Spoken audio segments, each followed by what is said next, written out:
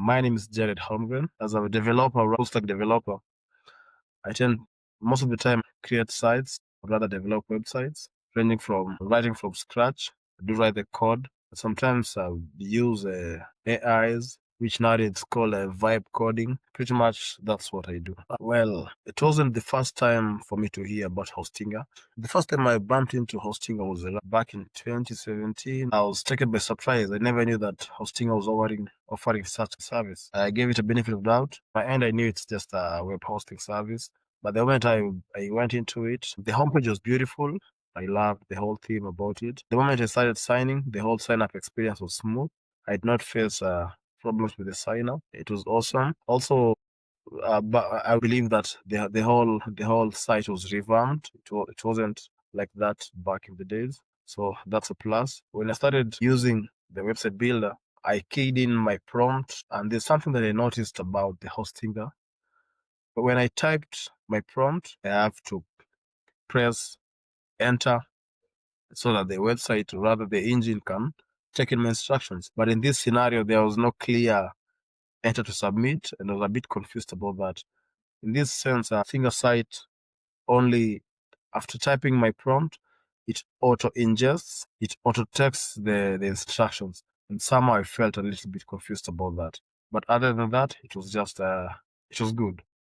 Well, currently, I'm making a real estate marketplace, a place whereby I intend to connect potential house hunters and landlords. I want to believe if you ever find yourself in such kind of a scenario whereby you want to look for a house, but you get troubled with the need to move from one place to another, trying to look for it physically, or rather scout for a house. So right now I'm trying to make a website. And so the moment I heard about the hosting website builder, so that's the site that I tried to build. So I keyed in, this was my prompt, make for me a real estate marketplace. And I had a specific expectation. And to my surprise, it gave me something, it was something good. But now what I noticed about it, you see now as a developer, I could be having specific designs that I may want to put out there. So maybe for Hostinger, it just gives you a roadmap, or rather a skeleton or a template. Then after that, you can be able to edit. And the good thing about Hostinger, it offers a drag and drop feature. So you don't really have to be skilled with coding skills or techniques. You don't really have to be good with the user interface, or rather user experience skills, UI, UX skills. So something about Hostinger, you don't really have to be really good with computers, pretty much. Whatever result I got, it was nearly good. Yes, there's a website called Wix.com. Also, WordPress offers the vibe coding. The only difference with, for example, between Wix and Hostinger is that Wix is a bit conversational. So you tell it something, it gives you that result, then it asks you whether you need to improve on something. But I noticed with Hostinger, or rather, maybe I was not able to use it pretty well. The moment I gave it a prompt, it never offered me that chance. It wasn't that conversational. It more of gave me something like maybe a finished product. So after that, I'm supposed now to edit it. But with the Wix, just like ChatGPT, it offers me that chance to keep on questioning it, or rather prompting it. There was a time when I was using it. So the first time, there are two websites that I tried making with the Hostinger. One is the Resume Builder. It was really good. No errors, no mistakes, and pretty much because I want to believe Resume is not that complex. But now when it comes to the real estate marketplace, there's another challenge that I faced. It took time to give me the result. So there's more of a high latency.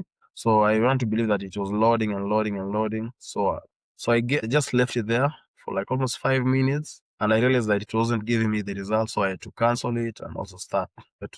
So with the hosting, I don't know whether it was my internet. I don't know whether it was my computer, but I feel like sometimes the thinking time is slightly longer. So it takes time to decipher the instruction. I don't know. So as a user, I don't know whether it's still working, or rather it has stalled. I really wish it would be good if there's some feedback interface just below the instruction form, whether you can say whether it's still working, still loading. If Hostinger can offer feedback to the user, letting me know whether it's working, like I really have to redo it again, it will be good. Hostinger, It's really good for small business owners, SMEs, people who don't really have much budget. They don't really want complex systems. It can really work for them. The local service businesses can also use Hostinger, things that are not really that complex per se, because now there's a feature whereby you can really drag and drop.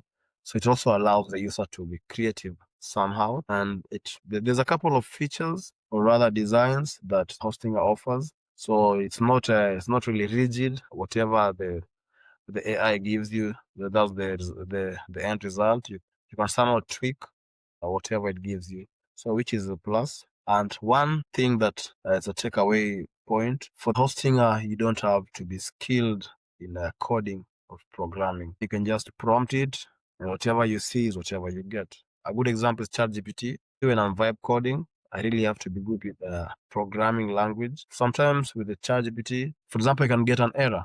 So, and this AI may fail to correct the error. So I have to go line by line to understand where the problem is coming from.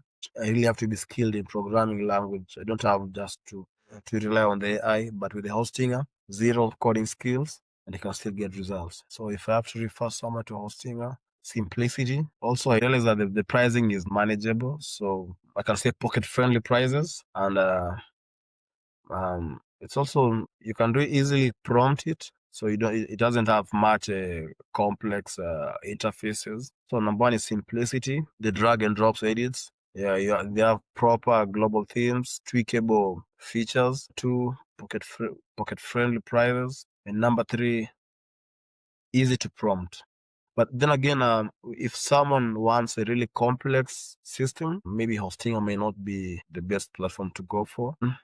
It's a good point to start with, because there's that aspect of simplicity.